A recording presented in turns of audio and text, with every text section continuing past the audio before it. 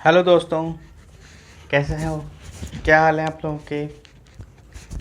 उम्मीद करता हूँ कि आप लोगों को मेरी पुरानी वीडियोस बहुत पसंद आ रही होंगी और हिस्ट्री की उनसे आपको इन्फॉर्मेशन अब पूरी अच्छे से मिल रही होगी।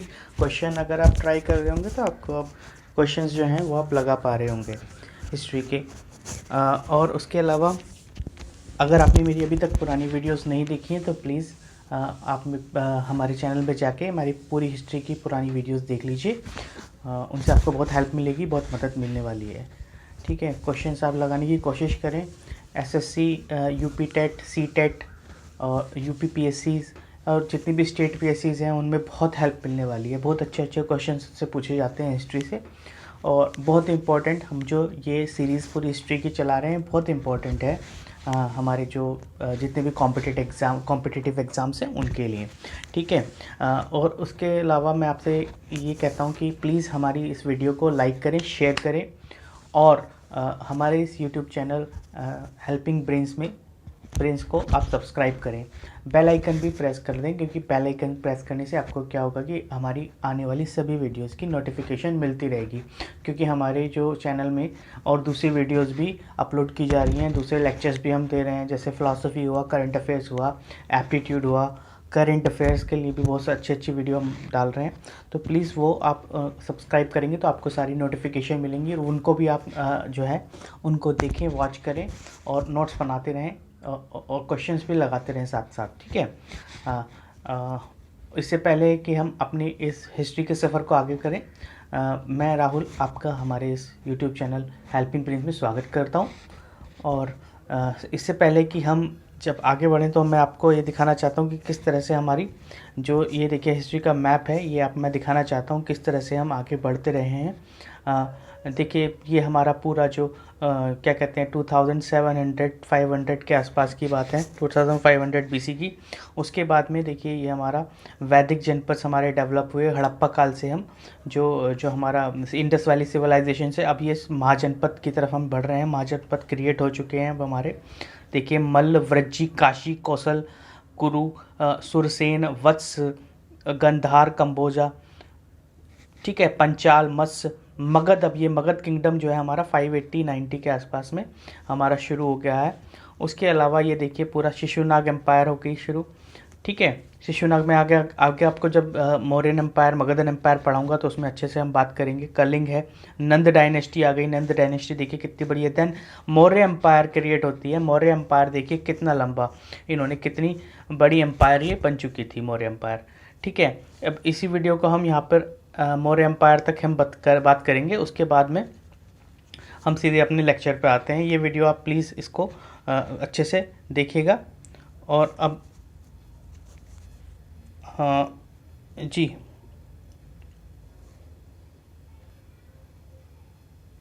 और इसी तरह से इसी क्रम में हम अपनी अगली वीडियो अपना जो है लेक्चर को शुरू करने जा रहे हैं। हाँ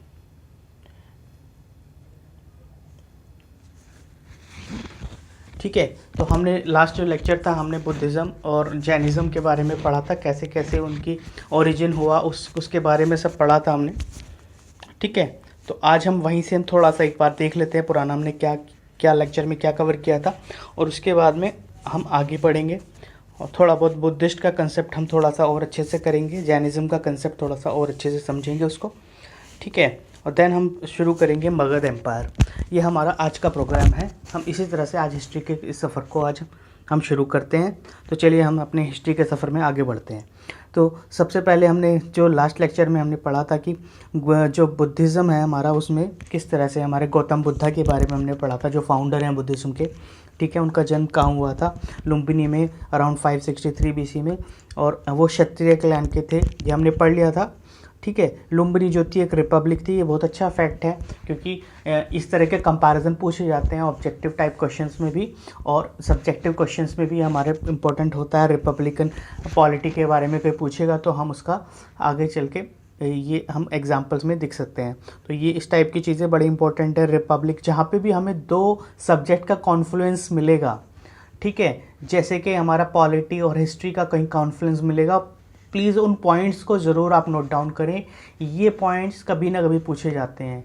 पॉलिटी और history, polity geography, history geography का confluence, history economy, geography economy का कॉन्फ्लुएंस, या फिर ये सारे सब्जेक्ट करंट अफेयर्स में कहीं भी रिलेटेड हो, प्लीज़ उन पॉइंट्स को ज़रूर नोट करें, ताकि ये पॉइंट्स आपके और अच्छे से क्लियर होंगे। उनकी प्रोबेबिलिटी बढ़ जाती है जब हम एग्ज़ाम्स की तैयारी कर रहे होते हैं। तो हमें ये सेलेक्ट करना बहुत इंपॉर्टेंट है कि हम क्या पढ़ें और क्या छोड़ें।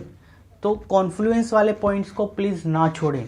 दो सब्जेक्ट, दो या दो से ज़्यादा तीन सब्जेक्ट किसी एक पर्टिकुलर पॉइंट पे आके कॉन्फ्लुएंस हो रहे हैं, उनका मिल रहे हैं आके, तो प्लीज़ उनको ज़रूर पढ़ें, उनको ज़रूर नोट करें। ठीक है, ये हमने पढ़ लिया था। उसके बाद में हमारा जो गौतम बुद्धा के बारे में पढ़ा था हमने, किस तरह से उनका सफ़र चला, ठीक है, किस तरह से उनको बिहार में एनलाइटमेंट हुआ, ठीक है। और ये हमने थोड़ा महाजनपद जितने भी उस समय के थे उन सब का एक मैप हमने बनाया, ठीक है। ये कपिलवस्तु, लुम्बिनी, ये सारी चीज़ें हमारे हमने मैप में देखी कहाँ कहाँ पर हैं। कुशीनगर, सारनाथ, वाराणसी, ये सारे जो पॉइंट्स हैं, सारे जो प्लेसेस हैं, ये बुद्धिज़्म हिस्टोरिकल एक फैक्ट्स हैं, उनसे जुड़े हुए हैं सारे, ठीक है ना। सिग्निफिकेंस है इन्हीं सभी प्लेसेस का। ये सारे बुद्धिस्ट सर्किट जो है उससे रिलेटेड है। तो जब भी आप करंट अफेयर्स में बुद्धिस्ट सर्किट या कोई रिलीजियस सर्किट की बात करेंगे तो प्लीज़ इनको ना भूलें, ये बहुत इंपॉर्टेंट फैक्ट्स होते हैं। बोध गया में इंटरनेशनल एयरपोर्ट है, इंटरनेशनल टूरिस्ट बोध गया आते हैं just to perform there religious spirit, ठीक है ना, रिलीजियस प्रैक्टिसेस, रिलीजियस उनकी जो वो हैं रिचुअल्स हैं वो लोग परफॉर्म करते हैं बोध गया में आके, ठीक है। बहुत इंपॉर्टेंट फैक्ट है। Varanasi also international airport. तो ये सब चीज़ें आप जरा इनको नोट करके रखें, ठीक है। उसके बाद में गौतम बुद्धा ने फर्स्ट जो sermon था वो सारनाथ में दिया, बनारस के पास में, इसलिए Sarnath is also very important Buddhist place, ठीक है। और उसके बाद में उस बुद्ध ने जो है सारनाथ में ही संघ की स्थापना की थी। जो बुद्धिस्ट संघ है उसकी स्थापना सारनाथ में ही की थी। बुद्धा जो थे वो 40 साल तक वंडरिंग करते रहे, प्रीच करते रहे अपने रिलीजन को, मेडिटेट करते रहे। और लेकिन वो क्या था कि हर साल जो रेनी सीजन होता था उसमें रेस्ट करते थे। ये एक इम्पॉर्टेंट फैक्ट है। क्यों इम्पॉर्टेंट फैक्ट है? क्योंकि क्वेश्चन में पूछा जाएगा, क्वेश्चन में सीधे सीधे स्टेटमेंट दी जाएगी कि Buddha use to wandering, preaching, meditation for continuous 40 years throughout the year. हम जब सोचेंगे तो ये हम लोग जनरली उसको सही करके आएंगे, जो कि गलत स्टेटमेंट है। वो हर साल रेनी सीजन में रेस्ट करते थे। ये एक बहुत इंपॉर्टेंट फैक्ट है, ठीक है। उसके अलावा उनका परिनिर्वाण हुआ कुशीनगर में। कुशीनगर जो है मल जो महाजनपद थे उसमें मल किंगडम थी। 483 में इनका महापरिनिर्वाण हुआ, जिसको हम जो है कुशीनगर कहते हैं, मल किंगडम वहाँ पर थी। तो ये उसका हुआ। और उसके बाद में गौतम बुद्धा का जो 8 फोल्ड पाथ है उसके बारे में हमने पढ़ा था कि क्या क्या उन्होंने बताए हैं। अष्टांगी का मार्ग जो है, ठीक है, धम्म पे चलने के लिए उन्होंने अष्टांगिक का मार्ग बताए। और ये आप नोट कर लीजिए इनको, एक एक हर कुछ भी पूछा जा सकता है, कॉम्बिनेशन पूछा जा सकता है, ये आप इसको प्लीज़ नोट कर लें, ठीक है।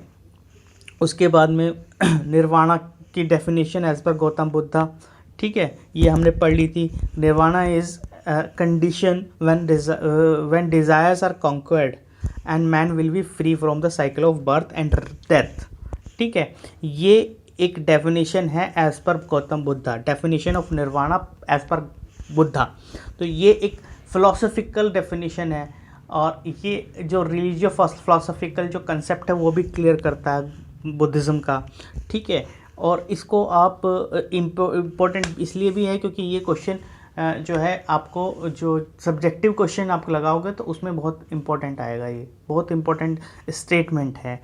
आप ऐसे में ये स्टेटमेंट लिख सकते हो बिल्कुल एज इट इज़, और बहुत सारे क्वेश्चंस में आप फिट कर सकते हो उसको।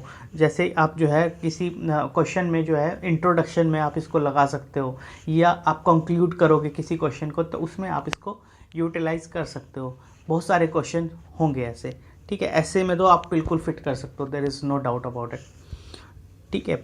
और उसके अलावा स्पेशल फीचर्स हमने पढ़े थे बुद्धिज़्म के, ठीक है, ये सब बहुत अच्छे से इंपॉर्टेंट पॉइंट है, इनको नोट करके आप जो है पुरानी मेरी वीडियो देखेंगे तो उससे अच्छे से नोट कर लीजिए इनको। ठीक है, 3 मेन एलिमेंट ऑफ बुद्धिज़्म वर बुद्धा, संघ एंड धम्म। ठीक है, ये इंपॉर्टेंट पॉइंट है, इसको प्लीज़ ये आप जो है नोट कर लें। अब हमने जो है बुद्धिस्ट काउंसिल्स के बारे में पढ़ा था। ठीक है, 4 काउंसिल्स हुई हैं, कहाँ कहाँ हुई हैं ये अच्छे से हमने मैप में दिखाया है। और बुद्धिस्ट काउंसिल्स में सेकंड काउंसिल है, फर्स्ट काउंसिल है, ये देखिए मैप में। और उसके अलावा थर्ड काउंसिल जो है ये देखिए येरी पटना में, जिसको उस समय पाटलिपुत्र बोलते थे। और 72 AD में जो फोर्थ काउंसिल हुई है ना, फोर्थ काउंसिल जो हुई है वो 72 AD में हुई है। वो हुई है थिसाका कश्मीर में, कुंडलवन श्रीनगर के पास एक जगह है। ठीक है, उस समय जो राजा थे वो थे कनिष्क, यानी कि कुषाण वंश का जो है, उस समय कुषाण डायनेस्टी का जो था वो उस समय रूल चल रहा था। Kanishka was the king at that particular time in 72 AD। अब कनिष्क जब हम पढ़ेंगे कुषाण डायनेस्टी में कनिष्क का रोल पढ़ेंगे, कनिष्क ने किस तरह से प्रीच किया बुद्धिज़्म को, कनिष्क का जो है इंडियन आर्किटेक्चर में, इंडियन स्कल्पचर्स में कितना, मूर्ति कला में कितना योगदान रहा कनिष्क का। ठीक है, ये हम पढ़ेंगे, है ना। तो उसमें हमने देखेंगे कि मथुरा और जो है हमारा गांधार, ये पूरी एक शैली है मूर्ति कला की, तो हम उसके बारे में पढ़ेंगे। बहुत इंपॉर्टेंट है, पर जब हम पढ़ेंगे तब मैं अच्छे से पढ़ाऊँगा, अभी हम डाइवर्ट नहीं होंगे इसको लेके। ठीक है, अब उसके बाद में इसमें एक खास बात ये थी जो हमने पढ़ी थी कि बुद्धिस्ट जो फोर्थ काउंसिल थी जो 72 AD में हुई थी, जिसकी जो अध्यक्षता की थी, जिसको हेड किया था वासुमित्र ने, और उनके जो डेप्यूटी थे वासुमित्र के वो थे अशुघोष। उस समय क्या हुआ, बुद्धिज़्म का डिवीज़न हो गया, बुद्धिज़्म का डिवीज़न हुआ 2 पार्ट में। बुद्धिज़्म डिवाइड हुआ 2 पार्ट में, हीनयान एंड महायान। ठीक है, अब हीनयान और महायान के बारे में हम पढ़ते हैं। ये देखिए, ये एरिया जो है अगर आप देखेंगे, ये एरिया, ये श्रीनगर के आसपास का एरिया, यहाँ पर ये हमारी जो है फोर्थ काउंसिल जो है बुद्धिस्ट काउंसिल वो हुई थी। ठीक है, 72 AD में। और उसके बाद में अब हम जैसे बुद्धिज़्म का जो हमने डिवीज़न देखे, हीनयान एंड महायान, तो उसके बारे में हम पढ़ेंगे। हीनयान की बात करते हैं तो हीनयान जो है बेसिकली ओरिजिनल टीचिंग्स जो थी बुद्धा की, जो ओरिजिनल टीचिंग्स जो थी उनको फॉलो करने वाले जितने भी लोग थे वो हीनयान बुद्धिस्ट बने। ठीक है ना, उनको हीनयान कहा गया। उसके बाद में इस हीनयान में जो है इसका मेन कंसेप्ट था, इसकी मेन जो एम था, वो उनका कहना था कि जो इंडिविजुअल सैल्वेशन है वो प्राप्त की जा सकती है, वो अटेन की जा सकती है by self discipline and meditation. Self discipline and meditation, ये दोनों बहुत अच्छे इंपॉर्टेंट फैक्टर हैं इंडिविजुअल सैल्वेशन के लिए, यानी कि हमें जो मोक्ष की जो प्राप्ति होती है, व्यक्तिगत मोक्ष की जो प्राप्ति होती है, उसका जो कारण है वो 2 हैं, एक तो सेल्फ डिसिप्लिन और एक मेडिटेशन। ये 2 इंपॉर्टेंट पॉइंट्स हैं। तो ये हीनयान बुद्धिज़्म में कहा गया है। और इसमें क्या है, जो हीनयान बुद्धिस्ट हैं वो लोग आइडल वर्शिपिंग पे विश्वास नहीं करते हैं, वो मूर्ति पूजा नहीं करते हैं। ये इनका इम्पोर्टेंट फैक्टर है, ये बहुत इंपॉर्टेंट पॉइंट है, और इसको प्लीज़ नोट कर लें। ये बहुत ही इंपॉर्टेंट चीज़ें मैं बता रहा हूँ इस समय, ये बहुत ही इंपॉर्टेंट है for developing understanding about Buddhism and also to have good marks in the examination. ये ठीक है, दोनों चीज़ें इंपॉर्टेंट हैं। उसके अलावा जो चौथा पॉइंट, इंपॉर्टेंट पॉइंट हीनयान का है, वो ये है कि जो इसका ओल्डेस्ट फिलोसॉफिकल स्कूल है वो है स्थाविरावड़ा या थेरावाड़ा बेसिकली जो पाली टेक्स्ट है उसमें कहा जाता है। ये फिलोसॉफिकल स्कूल है, ये ओल्डेस्ट फिलोसॉफिकल स्कूल है बुद्धिज़्म का, जिसको स्थाविरावड़ा कहते हैं। ठीक है, ये बेसिकली हीनयान से ताल्लुक़ रखता है, हीनयान से इसका संबंध है, हीनयान से इसका रिलेशन है। ठीक है, दूसरी तरफ जब हम महायान की बात करते तो महायान के जो फॉलोअर्स थे वो बिलीव करते थे कि बुद्धा जो है उनकी हेवनलीनेस, यानी कि वो एक तरह से उनको ईश्वर की तरह पूजा की है, उन्होंने मूर्ति पूजा भी करी है, तो उनकी जो इमेज भी बनाते थे वो एकदम हेवनलीनेस बुद्धा की इमेजेस बनाते थे। तो जो भी आपको हेवनलीनेस बुद्धा की जो इमेज मिलेगी जिसमें उनको एक दैवीय पुरुष की तरह दिखाया गया होगा, वो महायान बुद्धिज़्म से रिलेट करते हैं। तो ये आप बड़े अच्छे से अंडरस्टैंडिंग इसकी डेवलप कर सकते हैं।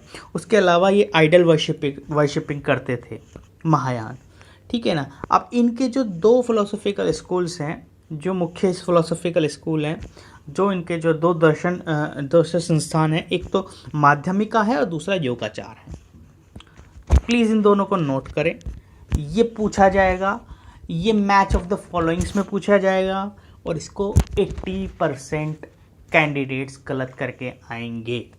मैं लिख के दे रहा हूँ इस चीज़ को। लेकिन अगर आप मेरा लेक्चर देख रहे हैं और अगर आप इसको नोट करके रखें, याद करके जाएंगे, ये क्वेश्चन आएगा और अगर आप एकदम सही करके आएंगे और ये आपको अलग कर देगा दूसरे कॉम्पिटिटर्स से और आपको प्लस हो जाएगा, आपकी प्रोबेबिलिटी बढ़ जाएगी क्वेश्चन एग्जामिनेशन में, ठीक है ना। कंपटीशन में आप जो है एकदम बहुत अच्छे से परफॉर्म कर रहे होंगे उस समय। तो ये चीज़ें क्वेश्चन बड़े इंपॉर्टेंट होते हैं। और जब इस तरह से, इससे क्या होता है, ऐसे क्वेश्चन जब आप सही करते हो एग्जाम में तो कॉन्फिडेंस भी बढ़ता है एग्जाम में। फिर आप क्या करते हो, फिर आप जो थोड़ा बहुत जो एक कैलकुलेटेड रिस्क लेते हो ना, तो वो भी आपका सही हो जाता है, वो आपको रिस्क आपके फेवर में जाता है। जब आप गलत करते हो, शुरू में ही 2-4 क्वेश्चन गलत हो गए, मान लिया एग्जाम में आपको क्वेश्चन आता हुआ भी गलत करके आ रहे हो, तो उसमें क्या होता है कि आप बहुत कॉन्फिडेंस आपका लो हो जाता है। उसके बाद क्या होता है कि आप जो रिस्क लेते हो, एक तो कैलकुलेशन उसमें गलत करने लगते हैं। रिस्क में कैलकुलेशन, रिस्क जो फैक्टर है वो बड़ा इंपॉर्टेंट होता है। तो उससे क्या होता है कि जो क्वेश्चन आपके सही होने वाले होते हैं वो भी कई बार गलत हो जाते हैं। और याद रखें, ऑब्जेक्टिव क्वेश्चन में, ऑब्जेक्टिव पेपर में जो आपके ऑप्शंस होते हैं वो जनरली आपको कंफ्यूज करने के लिए दिए जाते हैं, आपको हेल्प करने के लिए नहीं दिए जाते हैं। ये एक बहुत बड़ा इंपॉर्टेंट चीज़ है, इसको नोट करके रखें। तो प्लीज़ जो ऑब्जेक्टिव क्वेश्चन लगाएं, ये मत सोचें कि ये 4 ऑप्शन हमें हेल्प करने के लिए, वो आपको कंफ्यूज करने के लिए नहीं है। तो बिल्कुल क्लियर, अपनी क्लियरिटी रखें इस बारे में, ठीक है। अच्छा, हमने हीनयान महायान पढ़ा, तो उसके बाद में हमने एक चीज़ और पता लगी, आने वाले टाइम में एक तीसरी ब्रांच बुद्धिज़्म की वो हमारे सामने आई, जिसका नाम था वज्रयान, ठीक है। वज्रयान जो है बुद्धिस्ट की तो थर्ड चेन है, थर्ड ब्रांच है, वो निकल कर आई। ये बेसिकली बिहार और बंगाल, इसके आसपास जो हमारा ईस्टर्न पार्ट है इंडिया का, उसमें इसकी जो है एग्जिस्टेंस मिली। और इसके जो फॉलोअर्स थे वो बेसिकली बिलीव करते थे कि सैल्वेशन जो है ना, वो मैजिकल पावर्स को अटेन करके, एक्वायर करके अटेन की जा सकती है। तो मैजिकल पावर्स में इनका विश्वास था। ये बहुत काला जादू और ये सब की बातें करते थे, और इस काले जादू को, मैजिकल पावर्स को, ये वज्र बोलते थे, ठीक है। तो इसको भी नोट करके रखें, ये पूछा जा सकता है।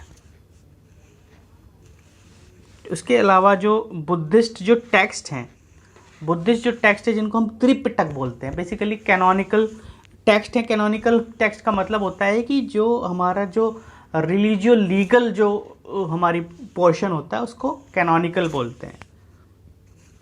मतलब जो धर्म के जो नियम, धर्म के जो रिचुअल्स हैं, उनके बारे में जो बात करें उसको कैनोनिकल बोलते हैं, वो डील करते हैं उससे। तो सबसे पहले इन त्रिपिटकों में हमारे पास कौन कौन से पिटक हैं? विनय पिटक, सुत्त पिटक एंड अभिधम्म पिटक। ये याद रखें, विनय पिटक, सुत्त पिटक, अभिधम्म पिटक। जब भी हम बुद्धिस्ट लिटरेचर की बात करेंगे, त्रिपिटक का नाम हमेशा आएगा, सबसे पहले आएगा। सबसे इम्पोर्टेंट लिटरेचर अगर ये किसी बुद्धिस्ट लिटरेचर है तो वो ये त्रिपिटक है, ठीक है। विनय पिटक की बात हम करते हैं तो विनय पिटक जो है बेसिकली रूल्स एंड रेगुलेशन की बात करता है। ये कंपाइल किया गया है पाली में, इसमें 22 चैप्टर्स हैं टोटल, ठीक है ना। अब इसके हिसाब से जो इसमें विनय पिटक में जो दिया हुआ है वो बेसिकली जो ग्रेजुअल डेवलपमेंट है संघ की, जैसे संघ किस तरह से डेवलप होता चला। घर संघ की स्थापना हमें पता है बुद्ध ने की थी सारनाथ में, ठीक है। उसके बाद में उसकी डेवलपमेंट किस तरह से हुई, ग्रेजुअली वो किस तरह से डेवलप होता गया, उसकी पूरी इन्होंने डिटेल दी हुई है। उसके अलावा बुद्ध की जो टीचिंग है ना, लाइफ और टीचिंग जो है बुद्ध की, वो उनके बारे में इसमें दिया गया है। बुद्ध जो है, इसमें एक इम्पोर्टेंट बात ये लीजिए, एज पर विनय पिटक बुद्ध जो है, जो उनकी टीचिंग थी उसको बोलते थे धम्म विनया। धम्म विनय, बुद्ध की जो टीचिंग थी उनको धम्म विनय बोला गया है, बुद्ध उसको धम्म विनय बोलते थे। तो ये इंपॉर्टेंट पॉइंट्स हैं, इनको प्लीज़ नोट आप करते रहें साथ साथ। उसके अलावा सुत्त पिटक की जब हम बात करते हैं तो ये बेसिकली बुद्ध द्वारा खुद के द्वारा जो इन्होंने लेक्चर डिलीवर किए हैं वो हैं, वो बिल्कुल एज इट इज़ जैसे उन्होंने बोला है वो वैसे के वैसे ही इसमें कंपाइल किए गए हैं। और उन्होंने अलग अलग ओकेजन पे अलग अलग बातें कही हैं, तो उनका पाली संवाद इसमें लिखा गया है। और ये जो है ये थेरावेड़ा स्कूल यानी कि हीनयान, यानी कि हमने पहले भी पढ़ा थेरावेड़ा स्कूल मतलब हीनयान। ये देखिए इसमें लिखा हुआ है ना, हीनयान से रिलेटेड है थेरावेड़ा, ये दिस पॉइंट, ठीक है ना। तो ये थेरावेड़ा से रिलेटेड हैं, यानी कि हीनयान जो बुद्धिज़्म है उससे रिलेटेड सुत्त पिटक। उसके अलावा इसमें जो इसके अलावा बुद्ध के अलावा जो डिस्कोर्स दिए गए हैं, जो उनकी बातें लिखी गई हैं, टीचिंग जो लिखी गई हैं, वो हैं बुद्ध के जो डिसिपल्स थे, एक सूर्यपट्ट थे, आनंद थे और मोगैना थे। ये तीन इनके डिसिपल्स थे। तो ये इनके नाम याद रखें। क्यों याद रखें? क्योंकि ये सीधे सीधे क्वेश्चन पूछे जाते हैं। यूपीपीएससी बहुत पूछती है, हिस्ट्री के सब्जेक्ट्स में पूछे जाते हैं, टेट वगैरह में, यूपी टेट, सी टेट और दूसरे एसएससी वगैरह के एग्ज़ाम में भी पूछे जाते हैं। तो प्लीज़ इनको नोट कर लें। उसके अलावा ये जो सुत्त पिटक है ये आपको बुद्धिज़्म के जो प्रिंसिपल्स हैं वो ले डाउन करते हैं, ये इसलिए इम्पोर्टेंट है। अभिधम्म पिटक की जब हम बात करते हैं, Abhidhamma Pitaka is a collection of canonical text of Theravada Buddhist tradition, यानी कि ये again this is related to Hinayana Buddhism, ठीक है। तो उसके कैनोनिकल टेक्स्ट का कलेक्शन है ये, और ये जो डॉक्ट्रिनल डिफरेंस बताता है दूसरे स्कूल्स के साथ में, जो दूसरे जो स्कूल्स हैं उनसे जो इनका जो डॉक्ट्रिनल डिफरेंस है उसको ये क्लियरली डिस्क्राइब करता है अभिधम्म पिटक। उसके बाद में ये जो चीज़ों की जो चीज़ें हैं, फिजिकल थिंग्स जो हैं, उनकी अंडरस्टैंडिंग के लिए ये माइंड एंड मैटर को इन्वेस्टिगेट करने की बात करता है अभिधम्म पिटक, ठीक है। मतलब ये पूरी तरह से एक फिलोसॉफिकल टेक्स्ट है। एंड इसमें क्या है कि बुद्धा के जो डिसिपल्स हैं उनकी टीचिंग है, बुद्धा की टीचिंग नहीं है। ये इम्पोर्टेंट है। अभिधम्म पिटक में ये क्वेश्चन पूछा जाएगा और इसको गलत करके आएंगे। सुत्त पिटक में जो है बुद्धा ने खुद की टीचिंग है और अभिधम्म पिटक में बुद्ध की टीचिंग नहीं है। ये तीनों में से एक अकेला जिसमें बुद्ध की टीचिंग नहीं है, बुद्ध के डिसिपल्स की टीचिंग है। इसको नोट करके रख लें, ये पूछा जाएगा क्वेश्चन, ठीक है। उसके बाद में दूसरे जो नॉन कैनोनिकल टेक्स्ट हैं उनकी हम बात करते हैं। नॉन कैनोनिकल मतलब जो एक रिलीजियस लॉ की बात नहीं कर रहे हैं, जो उनके रिचुअल्स की बात नहीं कर रहे हैं, रिलीजन के उनकी बात नहीं कर रहे हैं। तो ऐसे हमारे पास टोटल 3 जो टेक्स्ट हैं, 3 जो लिटरेचर हैं वो हमें मिलते हैं, जो इम्पोर्टेंट लिटरेचर है। सबसे पहला जो इम्पोर्टेंट लिटरेचर है वो मिलिंदा पानो। मिलिंदा पानो बेसिकली 200 BC में इसकी कंपाइलेशन हुई है। बेसिकली क्या है कि ये है after Greek invasion of India, यानी कि जो इंडो ग्रीक जो रूलर थे, जो इस समय हमारा जो सियालकोट हमारा है पाकिस्तान का, वहाँ पे एक राजा हुआ करते थे जिनका नाम था मिलिंदा, ठीक है ना। उनको कहीं कहीं मानिंदर भी बोला गया है। तो उनके कोर्ट में एक बुद्धिस्ट सेंट थे जिनका नाम था नागसेन। नागसेन के प्रभाव में मिलिंदा जो थे, मानिंदर जो थे, वो बुद्धिस्ट मोंक बन गए थे। तो उनके और नागसेन के बीच की जो वार्तालाप है, जो डायलॉग्स हैं, वो मिलिंदा पानो में पूरे कंपाइल किए गए हैं, ठीक है। ये बहुत इम्पोर्टेंट टेक्स्ट है। अच्छा, इसको हम नॉन कैनोनिकल मान रहे हैं। नॉन कैनोनिकल हम इंडिया में देखते हैं तो इसको नॉन कैनोनिकल इसको ट्रीट किया जाता है। थाई में इसको नॉन कैनोनिकल, थाईलैंड में ट्रीट किया जाता है, ठीक है ना। लेकिन इसको बर्मीज़ जो बुद्धिस्ट हैं वो इसको कैनोनिकल ट्रीट की करते हैं, मतलब इसको एक रिलीजियस लॉ की तरह ट्रीट करते हैं। इनकी बातों को वो इनमें जो रिचुअल दिए गए हैं, इनमें जो रिचुअल्स बताए गए हैं, उनको वो एज अ लॉ प्रैक्टिस करते हैं बर्मीज़, इसलिए बर्मीज़ बुद्धिस्ट इसको कैनन मानते हैं। तो ये एक इम्पोर्टेंट टेक्स्ट है, बुद्धिस्ट नॉन कैनोनिकल टेक्स्ट है as per our understanding, but as per Burmese they treated as canon. ठीक है, इसके अलावा जो हमारे पास दो इम्पोर्टेंट जो टेक्स्ट हैं वो हैं दीपावंशा और महावंशा। ये दोनों टेक्स्ट जो हैं ये श्रीलंकन बुद्धिस्ट हिस्ट्री के बहुत ही इम्पोर्टेंट टेक्स्ट हैं। श्रीलंका को उस समय सीलोन बोलते थे, तो श्रीलंकन जो बुद्धिस्ट जो हिस्टोरिकल जो टेक्स्ट हैं ये दोनों उसको हम मान सकते हैं। तो दीपावंशा जो है 4th सेंचुरी से 3rd सेंचुरी BC में कंपाइल किया गया है। This is the oldest historical record of Sri Lanka. Oldest historical record of Sri Lanka मतलब हम इसको एज ए हिस्ट्री ट्रीट कर रहे हैं, दीपावंशा को श्रीलंका की हिस्ट्री हम इसको मान के चल रहे हैं।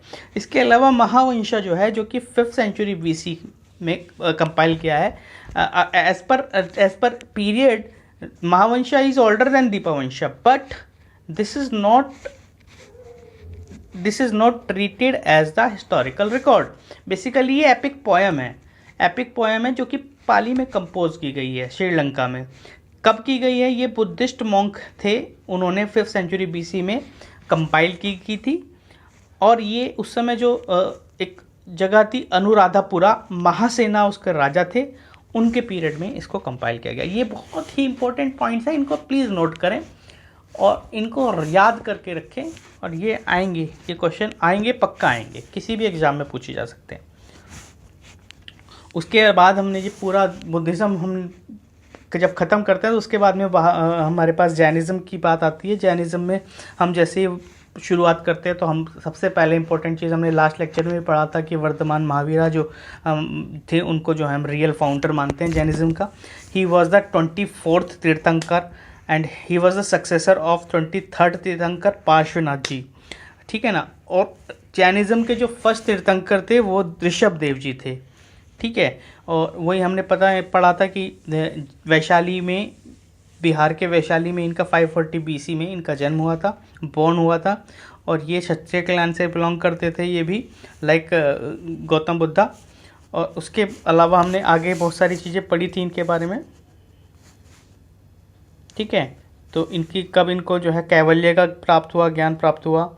और इन्होंने 12 साल तक ये अपने वेंटरिंग करते रहे हैं और किसी भी जो है गांव में ये 1 दिन से ज़्यादा नहीं रहे और किसी भी शहर में ये 5 दिन से ज़्यादा नहीं ये टिके हैं। और इन्होंने 12 साल तक अपने कपड़े चेंज नहीं किए थे। ठीक है, इनका और बिम्बिसार जो रॉयल जो फैमिली थी मगध की उस पीरियड में, क्योंकि कंटेम्पररी थे ये बिम्बिसार के, तो उनसे इनका रिलेशन ये हमने अच्छे से पढ़ा था कि इनकी जो ममेरी सिस्टर थी, जो इनके मामा थे, उनकी बेटी जो थी उनकी शादी बिम्बिसार से हुई थी। तो एक तरह से ये बिम्बिसार के साले थे। ठीक है, उसके अलावा हम जो इनकी बात कहें तो इन्होंने जो है कैवल्य की प्राप्ति के बाद में इनको जीना बोलने लगे और इनके जो फॉलोअर्स थे उनको जैना बोलने लगे। ठीक है, फिर इन्होंने प्रोपेगेट किया religions for 30 years, Kaushal, Magadh, Mithila, Champa ETC दुनिया इन जगहों पर। और 72 की एज में 468 BC में राजगृह जो पावपुरी, उसके पास एक जगह है पावपुरी, वहाँ पर इनका देहांत हो गया, इनको जो है परिनिर्वाण हो गया। इनकी जो डॉक्ट्रिन है जैनिज्म डॉक्ट्रिन, हमने बताया था कि इसमें जो do not commit violence, do not speak a lie, do not steel, do not acquire property, observe continence यानी कि ब्रह्मचर्य।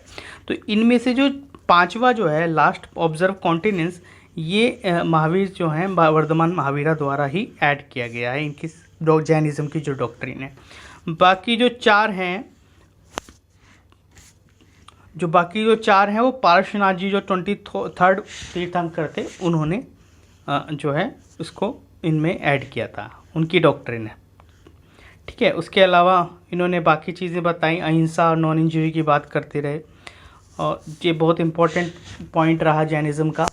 ठीक है, और ये इम्पोर्टेंट पॉइंट रहा कि इन्होंने गॉड की एग्जिस्टेंस को नकारा नहीं था, लेकिन गॉड को जो है जिना से, यानी कि जो महावीरा थे जो वर्तमान महावीरा थे उनसे नीचे इन्होंने स्थान दिया गॉड को, ठीक है ना। वर्ण सिस्टम को कंडेम नहीं किया था इन्होंने, ये भी इम्पोर्टेंट फैक्ट है, ठीक है।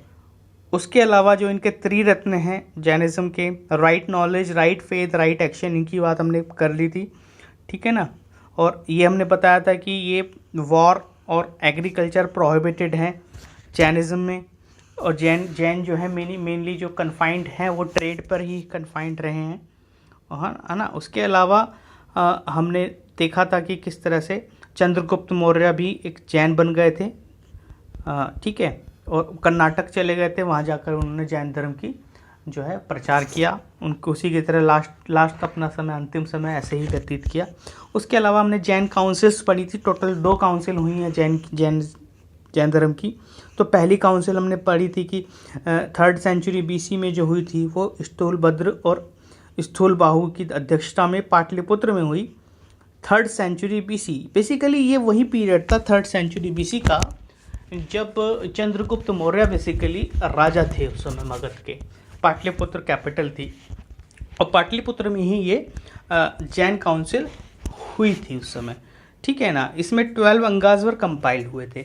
इसमें एक चीज़ और हुई थी इस पीरियड में, क्या हुआ था, क्योंकि ये देखेंगे आप पीरियड देखेंगे तो 3rd सेंचुरी BC का बिल्कुल एंड पॉइंट जो है वहाँ तक चंद्रगुप्त मौर्य रहे, 298 BC सॉरी।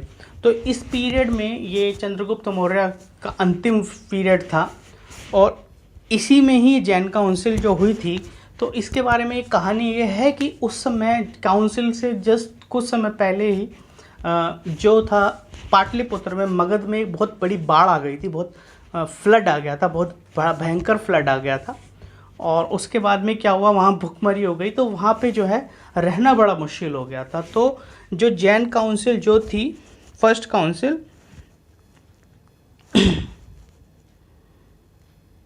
जी, तो फर्स्ट काउंसिल जो थी उसमें क्या हुआ था कि ये 2 पार्ट्स में डिवाइड हो गया था जैनिज्म, ठीक है। जैनिज्म जो 2 पार्ट में डिवाइड हुआ था उसका 2 पार्ट थे, दिगंबर और श्वेतांबर, ठीक है। तो हमने देखा था कि अध्यक्षता जो की थी वो स्थूलभद्र ने की थी, स्थूलबाहु या स्थूलभद्र की अध्यक्षता की थी उस काउंसिल की। तो ये जो स्थूलभद्र और स्थूलबाहु जो थे, उस समय एक विवाद हुआ क्योंकि बाढ़ हुई थी, तो वहाँ रहना बड़ा मुश्किल था। तो जो उनके फॉलोअर्स थे जैन धर्म के, उनकी फॉलोअर्स के बीच में एक विवाद हुआ कि यहाँ रहना चाहिए कि नहीं रहना चाहिए। तो उस मुद्दे को लेकर ये 2 पक्ष में डिवाइड हो गया। दिगंबर ये कहना चाहते थे कि हम जहाँ पर नहीं रह सकते हैं और हमें अब छोड़कर जाना चाहिए, हमें साउथ की तरफ जाना चाहिए, क्योंकि नॉर्थ में जो है अब रहने लायक नहीं रहा। तो ये लोग क्या हुआ कि ये लोग वहाँ से निकल लिए। अब जैसे कि मैंने बोला था कि चंद्रगुप्त मौर्य भी साउथ में गए थे, डेक्कन में गए थे। तो ये कहा जाता है कि अंतिम वर्ष जो था चंद्रगुप्त मौर्य का, ये वही पीरियड था, ये वही समय था इस काउंसिल के बाद में चंद्रगुप्त मौर्य इस पूरे जो ये कैंपेन था जो साउथ की तरफ गया, इसके साथ वो भी चले गए, ठीक है। उसके बाद में अब जब चले गए तो हुआ क्या कि जो दिगंबर जो थे, जो जिनका डिसीजन था कि हमें जाना चाहिए, उनके अध्यक्ष थे भद्रबाहु। तो वो जो भद्रबाहु की अध्यक्षता में ये लोग साउथ की तरफ, डेक्कन की तरफ, कर्नाटका की तरफ चले गए थे, ठीक है। तो इन्होंने क्या किया है, ये जो महावीरा की जो टीचिंग्स थी उस पर स्ट्रिक्ट रहे। ये क्या है, कपड़े नहीं पहनते थे, ये वस्त्र नहीं पहनते थे, नग्न रहते थे, ठीक है। ये कंटिन्यू इन्होंने वैसी ही टीचिंग रखी, ये स्ट्रिक्ट रहे अपने जो महावीरा जी की उनकी टीचिंग्स पे, ठीक है ना। और महावीरा ने ही न्यूडिटी जो है स्टैब्लिश की थी जैनिज्म में। तो ये इन्होंने उस चीज़ को फॉलो किया, कंटिन्यू फॉलो किया, और ये साउथ की तरफ चले गए। जबकि जो श्वेतांबर थे, श्वेतांबर जिनका डिसीजन था कि हमें यहीं रहना चाहिए, और उनके जो लीडर थे वो थे स्थूलभद्र। क्योंकि वहाँ की समस्या ऐसी हुई, वहाँ पे बाढ़ आई और उसके बाद में परेशानियाँ हुई, वहाँ पर महामारी फैली, तो उसके कारण में उनको ज़रूर ये रहा होगा कि उन्होंने थोड़ी सी प्रैक्टिसेस को डाइल्यूट किया, जो टफ प्रैक्टिसेस थी उनको डाइल्यूट किया, और उन्होंने श्वेत वस्त्र जो है वो धारण करने शुरू कर दिए, यानी कि वाइट जो क्लोथ्स थे वो उन्होंने पहनने शुरू कर दिए और वो नॉर्थ में ही रहे। तो ये इंपॉर्टेंट पॉइंट है, इसको बिल्कुल नोट करके रखें। कहानी के साथ मैंने आपको इसलिए बताया ताकि आपको याद रहेगा। श्वेतांबर जो हैं वो श्वेत वस्त्र पहनते थे और वो वहीं रहे। और जो दिगंबर जो थे, दिगंबर जो है वो नग्न रहना पसंद करते थे। उनकी प्रैक्टिसेस को उन्होंने महावीरा की कंटिन्यू रखा और भद्रबाहु की अध्यक्षता में वो लोग साउथ की तरफ यानी कि डेक्कन की तरफ चले गए। ठीक है, ये बहुत अच्छा पॉइंट मैंने आपको समझा दिया है। और ये इसके अलावा देखिए हमने बताया था कि ये इसमें 12 अंगास जो है जैन लिटरेचर है वो कंपाइल किए गए थे, प्राकृत भाषा में लिखा गया है, प्राकृत लैंग्वेज में। ठीक है, और उसके अलावा सेकंड काउंसिल जो है वो 6th सेंचुरी AD में हुई, 513 में। देवराधिगानी जो है उन्होंने इसको हेड किया। और ये वल्लभी जो है गुजरात में भावनगर के आसपास वहाँ पर ये उसकी वो हुई, संपन्न हुई। और इसमें क्या हुआ कि 12 अंगास और 12 उपंगास जो हैं वो फाइनलाइज किए गए। अच्छा, अब जैनिज़्म में हम जब बात करते तो जैन के जो तीर्थंकर्स हैं उनके प्लीज़, अगर मैं अभी आपको यहाँ 3 तीर्थंकर्स के सिंबल्स बता रहा हूँ यहाँ पे, तो अगर आपको कहीं दूसरी जगह मिले तो मेरे पास बहुत सारे थे, लेकिन मुझे लगा कि जो इम्पोर्टेंट हैं वो बस हमें जानने चाहिए। उसके अलावा अभी बहुत कुछ है पढ़ने के लिए, पर सारी चीज़ें ना मैं कवर कर सकता हूँ, ना ही मुझे लगता है टाइम वेस्ट होगा बहुत ज़्यादा कवर करने के लिए। तो मैं 3 बता रहा हूँ। ऋषभ देव जी का जो सिंबल है वो बुल होता है। पार्श्वनाथ जी का जो सिंबल है वो हुडेड सर्पेंट होता है, जो नाग होता है, जो फन फैलाया हुआ नाग होता है। और महावीरा का जो सिंबल है वो लॉयन है। तो ये तीनों आप याद कर लें, ये तीनों तो पक्का कहीं ना कहीं पूछे जाएंगे, बाकी कोई पूछा जाए या ना पूछा, ये बहुत इंपॉर्टेंट पॉइंट है। ठीक है, यहाँ तक हमने आपको बता दिया है। दिगंबर श्वेतांबर हमने अभी पढ़ा थोड़ी देर में। उसके अलावा जो जैन टेक्स्ट की बात हम करें तो बेसिकली सेक्रेड टेक्स्ट बोलते हैं, जैन सेक्रेड टेक्स्ट। तो उसमें हम सबसे इंपॉर्टेंट बात जो करते हैं वो अर्धमगधी की बात करते हैं। अर्धमगधी बेसिकली प्राकृत में लिखा गया है और ये श्वेतांबर जो जैन हैं उनसे रिलेटेड है। श्वेतांबर जैसे हमने अभी पढ़ा था कि जो नॉर्थ में ही जिन्होंने रहने का फैसला किया था, जो फर्स्ट काउंसिल थी, और 3rd सेंचुरी BC में जो फर्स्ट काउंसिल हुई थी, और जो श्वेत वस्त्र पहनते थे, तो उनका लिटरेचर है अर्धमगधी। ठीक है, उसके ये जो लिटरेचर है इसको बेसिकली 4 पार्ट में हमने क्लासिफाई किया गया है। 12 अंगास, 12 उपंगास, 10 परिकरणास एंड 6 जो है छेद सूत्र। तो ये हमने इम्पोर्टेंट है। अब इसमें हमने इम्पोर्टेंस ऑफ बुद्धिज़्म की बात करते हैं। इम्पोर्टेंट बुद्धिज़्म जो है उसका इम्पोर्टेंस ये है कि बुद्धिज़्म जो है उसने लोगों को बोला कि आप अपनी जो वेल्थ है वो एक्यूमुलेट मत करो। वेल्थ एक्यूमुलेट क्यों ना करो? क्योंकि वेल्थ एक्यूमुलेशन से क्या होता है कि सोसाइटी में एक डिस्क्रिमिनेशन की वो आती है। मतलब क्या होता है, डिफरेंसेस आते हैं। डिफरेंसेस क्या होगा, फिर डिस्क्रिमिनेशन आएगा। किसी के पास ज़्यादा जो है वेल्थ होगी, किसी के पास कम होगी, किसी के पास नहीं होगी। तो जिनके पास कम होगी या नहीं होगी वो कुंठित होंगे समाज में। जब कुंठित होंगे तो क्या होगा कि वो फिर उसके अलावा वो बहुत सारे गलत काम करने में लग जाएंगे। ठीक है, तो उससे क्या होता है कि जो हेटर्ड है, क्रूएलिटी और वायलेंस, ये बढ़ता है समाज में। तो इन्होंने मना किया कि आप वेल्थ एक्यूमुलेशन नहीं करें अपने पास। ठीक है, और दूसरी चीज़ जो है इन्होंने जो रिस्ट्रिक्शंस लगाई मॉन्क्स के ऊपर, उन रिस्ट्रिक्शंस में फूड की रिस्ट्रिक्शन थी, कैसा खाना खाना चाहिए, ड्रेस कैसी ड्रेस पहननी चाहिए, सेक्सुअल बिहेवियर्स, इन 3 चीज़ों की जो है मॉन्क्स, जो बुद्धिस्ट मॉन्क्स थे उनके ऊपर रिस्ट्रिक्शंस थी। ये उस समय के जो नॉर्थ ईस्ट इंडिया था 5th और 6th सेंचुरी BC में, उस समय मटेरियल कंडीशन क्या थी ये उसकी बात हमें बताती है। ठीक है, उसके अलावा जो बुद्धिस्ट जो हैं उन्होंने कैटल वेल्थ की बात की। कैटल को एक वेल्थ की तरह बताया बुद्धिस्ट में। अब बुद्धिस्ट एक टेक्स्ट है सुत्तनिपट। सुत्तनिपट जो है उसमें बताया गया कि जो कैटल होती है, कैटल जो है फूड गिवर होती है, ब्यूटी गिवर होती है और हैप्पीनेस गिवर होती है।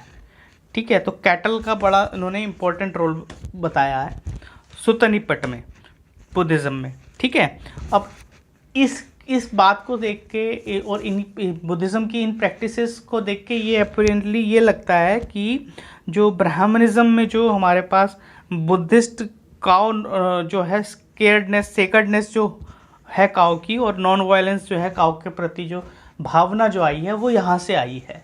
तो हम ये कह सकते हैं कि यहाँ से ये आइडिया लिया गया है ब्राह्मणिज्म में कि किस तरह से वो काऊ को एक तरह से सेक्रेड एनिमल और उसके प्रति नॉन वायलेंस की भावना को प्रचारित करें और प्रसारित करें। ठीक है, उसके बाद में रेशनलिज्म अमंग द पीपल जो है वो प्रमोट किया गया है। मतलब किसी चीज़ पे क्वेश्चन करना, क्वेरी करना, हर पॉइंट को बिना क्वेरी करे, बिना अपने लॉजिक लगाए किसी भी चीज़ को मान लेना, ये बुद्धिज़्म में नहीं सिखाया गया है। ये एक बहुत इंपॉर्टेंट पॉइंट है। ये ऐसे में आप लिख सकते हैं, कई बार डिफरेंसेस पूछ ले जाते हैं, फिलॉसफी में पूछे जा सकते हैं डिफरेंसेस, है ना। उसके अलावा हिस्ट्री में जो है पूछे जा सकते हैं कि आप रिलीजन पर, अगर आप रिलीजियस डेवलपमेंट पे कोई क्वेश्चन आता है तो आप ये बहुत अच्छा इंपॉर्टेंट पॉइंट लिख सकते हैं। उसके अलावा बुद्धिस्ट मोनेस्ट्रीज जो थी वो एक लर्निंग के बहुत बड़े सेंटर्स उस समय डेवलप होते चले गए, इसलिए बहुत इंपॉर्टेंस है बुद्धिज़्म की। एंड जो रेजिडेंशियल यूनिवर्सिटीज़ बन गई, रेजिडेंशियल यूनिवर्सिटीज़ मतलब लोग वहाँ पर विदेशों से लोग आके वहाँ ठहरते थे और वहाँ पर जो है ज्ञान अर्जित करते थे, नॉलेज लेते थे। और इनमें से अगर हम एग्जाम्पल लिखते हैं तो नालंदा और विक्रमशिला जो विश्वविद्यालय थे उस समय की यूनिवर्सिटीज़ थी, ये बहुत इंपॉर्टेंट यूनिवर्सिटीज़ थी अपने समय की। ठीक है, और the first human statues worshipped in India were probably those of the Buddha. जो पहली बार हमने इमेज को वर्शिप करने की बात की, ठीक है, महायान, बेसिकली महायान जो बुद्धिस्ट थे वही मूर्ति पूजा करते थे, लेकिन जो पहली बार किसी ने मूर्ति पूजा की वो बुद्धिस्ट स्टेचू की ही पूजा करी। ठीक है, उसके अलावा फर्स्ट सेंचुरी एडी के जो ऑनवर्ड्स जो थी वो बुद्ध की जो है इमेज पैनल बनने शुरू हो गए थे। ये वो पीरियड था जब हमारे पास इंडो ग्रीक इन्वेजन हो गया था और ग्रीक का जो इन्फ्लुएंस था स्टैचूज पे बुद्धा की वो बहुत ज़्यादा था। अगर आप देखेंगे उस पीरियड की स्टैचूज बुद्धा की तो उसमें एकदम शार्प नोज़ है, कर्ल हेयर्स हैं और बड़ी मतलब बहुत ही वेल ड्रेस्ड होंगे और बड़े कई बार कोट वोट भी पहन के दिखाते थे। तो वो सब ग्रीक इन्फ्लुएंस है इंडियन आर्ट पे। और ये उस पीरियड में ही दो संस्थाएं जो हैं मूर्ति कला की, एक तो गांधार कला और दूसरी मथुरा, ये दोनों उस समय फ्लरिश हुई और बहुत ज़्यादा इम्पोर्टेंट बन गई। ठीक है ना। इसके बारे में जैसे गांधार आर्ट के बारे में जैसे मैं बताना चाहता हूँ कि Greek and Indian sculptures work together to create a new kind of art on north west frontier of India. तो ये गांधार जो north west frontier of India में यहाँ पर ग्रीक और इंडियन स्कल्पचर्स ने मिलके ये मूर्तियाँ बनाई गई थी।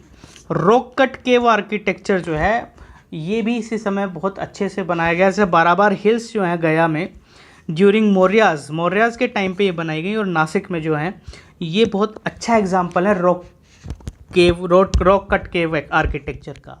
उससे पहले रॉक कट केव जो हमें मिली है वो मिली है भिमबेटका में। वो बेसिकली जो भिमबेटका है वो ओल्डेस्ट एग्जाम्पल है पेंटिंग का भारत में। ठीक है, इसके बाद में जब हम रॉक कट केव की बात करते हैं तो बाराबार हिल्स जो हैं ये गया में वो बहुत इंपॉर्टेंट हिल्स हैं, ये मौर्यास के पीरियड की हैं। ठीक है, उसके अलावा Buddhist art flourish in the Krishna delta in the south and in the Mathura in the north. तो हमने देखा नॉर्थ वेस्ट फ्रंटियर में गांधार में, उसके बाद मथुरा, और तीसरा जो कृष्णा डेल्टा जो है आज की डेट में आंध्र प्रदेश में, ये पोर्शन जो है, ये पार्ट जो है एरिया, इस एरिया में बुद्धिस्ट आर्ट जो है वो बहुत फ्लरिश की गई। ठीक है। उसके बाद में हम जैसे ही जैनिज़्म की बात करते हैं, जिस तरह से बुद्धिज़्म की इंपॉर्टेंस हम बात कर रहे हैं उसी तरह से जैनिज़्म की हम बात करेंगे। तो अर्ली जैनाज जो थे वो संस्कृत लैंग्वेज को डिस्कार्ड कर दिया था उन्होंने। तो लैंग्वेज में उन्होंने इम्पोर्टेंट रोल प्ले किया, लैंग्वेज का बहुत ज़्यादा ध्यान रखा, क्योंकि संस्कृत जो थी वो कॉमन लैंग्वेज नहीं थी, वो आम जन की लैंग्वेज नहीं थी, कॉमन पीपल उसको नहीं बोलते थे, उनको वर्जित थी बोलनी। इसीलिए उन्होंने प्राकृत लैंग्वेज को अडॉप्ट किया ताकि वो अपनी जो डॉक्ट्रिन है वो आम लोगों में फैला सकें। तो एज अ मिशन उन्होंने इसको प्राकृत लैंग्वेज को अडॉप्ट किया।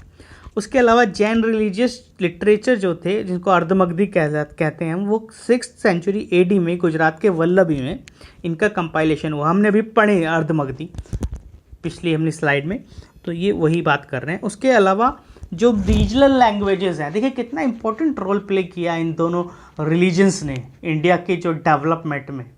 तो उसमें अगर हम बात करें तो रीजनल लैंग्वेजेस हैं मराठी एंड कन्नड़ा, वो बेसिकली डेवलप्ड हुई हैं प्राकृत से, ठीक है।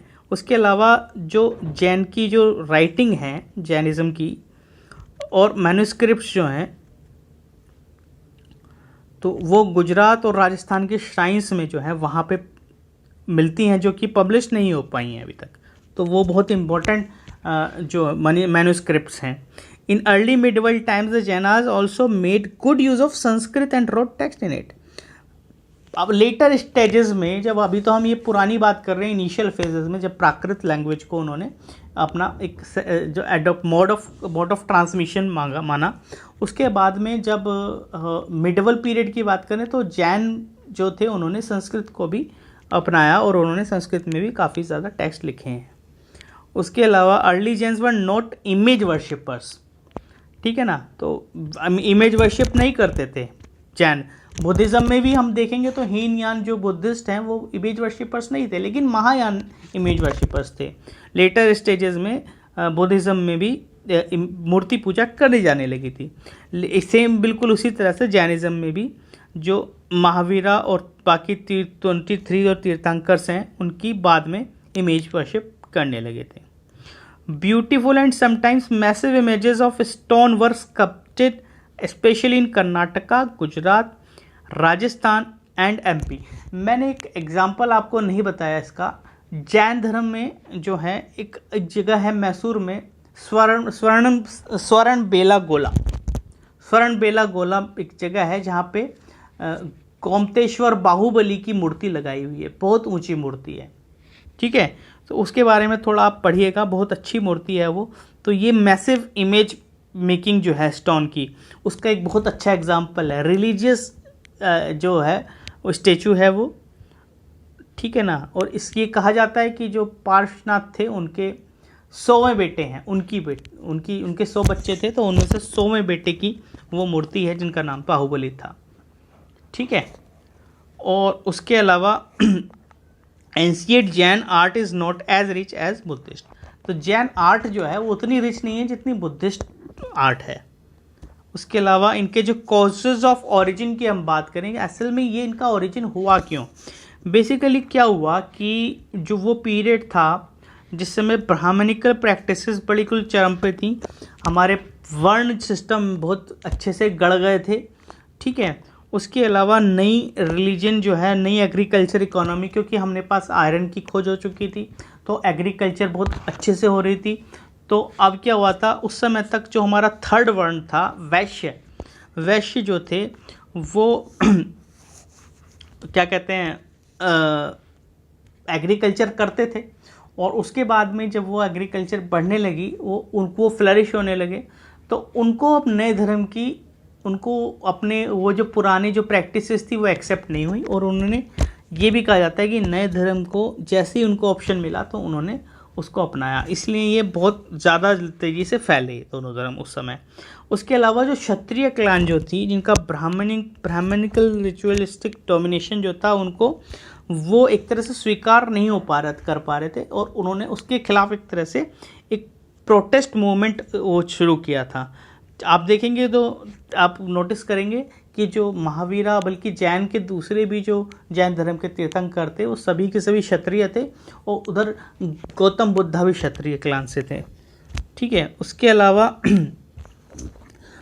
अलावा क्या हुआ कि जब हमारे पास इकोनॉमी फ्लरिश करने लगी तो ट्रेड के लिए अब हमने पंच मार्क्ड कॉइन वो बनाने शुरू किए। पंच मार्क्ड कॉइन देखिए, आप जैसे फोटो देख रहे हैं, ये सब पंच मार्क्ड कॉइन है। ये क्वेश्चन पूछा जाता है पंच मार्क्ड कॉइन का, ठीक है ना। These were the earliest coins of the history, Indian history, ठीक है। तो ये सर्कुलेटेड हुए पहली बार ईस्टर्न यूपी और बिहार में, और ये 5 सेंचुरी पीसी की बात करते हैं हम। तो उसमें ये इन कॉइन्स का यूज़ जो है, तो ये ट्रेड को बहुत इंपॉर्टेंट ट्रेड का रोल प्ले किया है। ट्रेड एंड कॉमर्स बहुत ज़्यादा फ्लरिश हुई इस बीच में, ठीक है ना। तो इसने क्या हुआ, इस ट्रेड ने वैश्य जो थे उनकी जो वैल्यू थी उसमें इम्पोर्टेंस ऐड कर दी। उससे क्या हुआ कि इनकी जब इम्पोर्टेंस बढ़ने लगी अपने, तो इनको क्या हुआ कि इन्होंने भी एक तरह से रिवोल्ट किया और अपने पुराने स्टेटस को बढ़ाने के लिए इनमें से काफ़ी लोगों ने नए धर्म को अपना लिया। इसमें से हम जैन धर्म को बहुत कॉमनली देखते कि जैन धर्म में बहुत ज़्यादा वैश्य जो है वो शामिल हुए थे।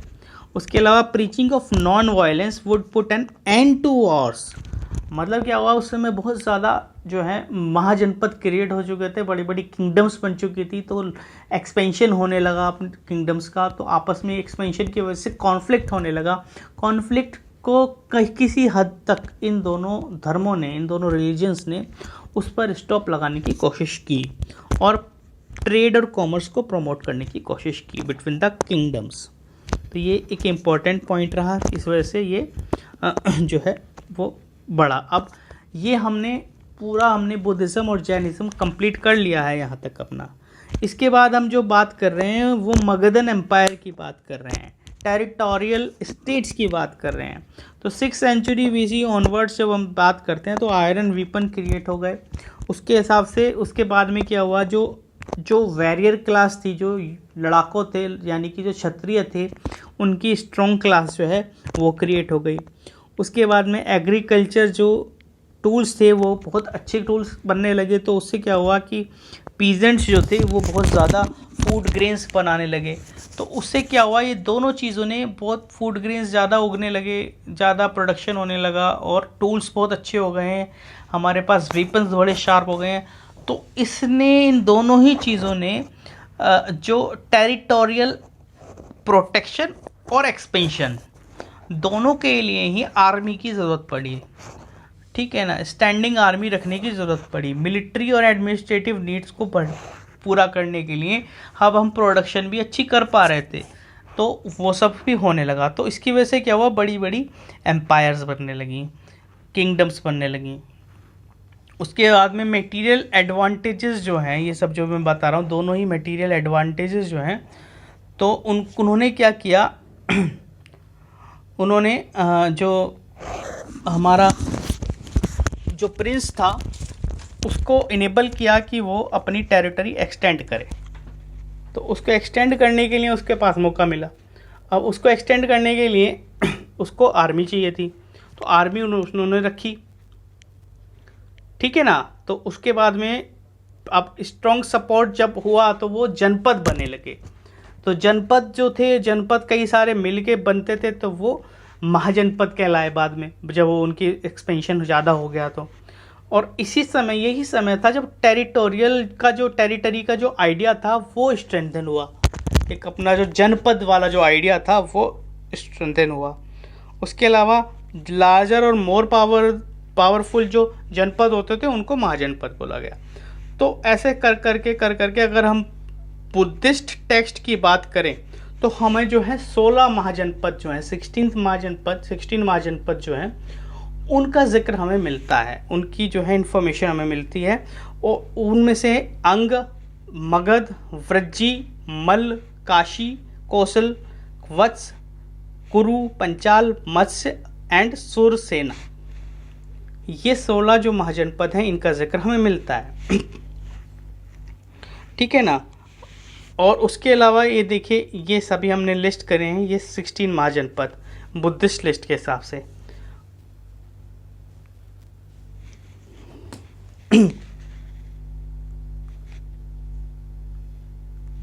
हाँ, ये देखिए मैप में हम बता रहे हैं।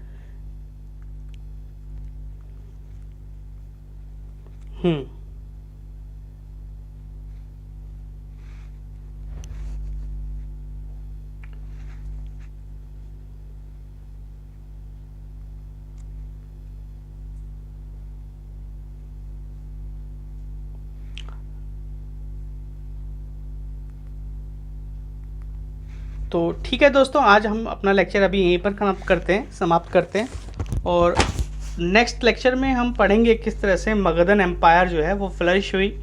उसके बाद में हम कितने तरह की एम्पायर्स थी, उनका बेसिकली उनकी पॉलिटी कैसी थी ये हम देखेंगे। उसके अलावा जो मगधन एम्पायर है वो डेवलप कैसे हुई, उसमें जो हमारे उसके रूलर्स कैसे कैसे आए। उसके बाद में डायनेस्टीज़, हरियंका डायनेस्टी हम पढ़ेंगे। उसके बाद पढ़ेंगे कि शिशुनाग डायनेस्टी आई, उसके बाद में नंद डायनेस्टी, देन उसके बाद में हम फिर मौर्य डायनेस्टी हम पढ़ेंगे। तो ये स्टेप बाय स्टेप हम अपनी जो हिस्ट्री है उसको हम आगे की तरफ लेके जा रहे हैं। तो इसमें अभी तक आपको कोई डाउट आया तो प्लीज़ ये डाउट जो है कमेंट बॉक्स में लिख के हमें भेज सकते हैं, पूछ सकते हैं, उसका जवाब हम जरूर देंगे। और प्लीज़ इस वीडियो को लाइक करें, शेयर करें और हमारे इस यूट्यूब चैनल हेल्पिंग ब्रेन्स को सब्सक्राइब करें। थैंक यू, धन्यवाद।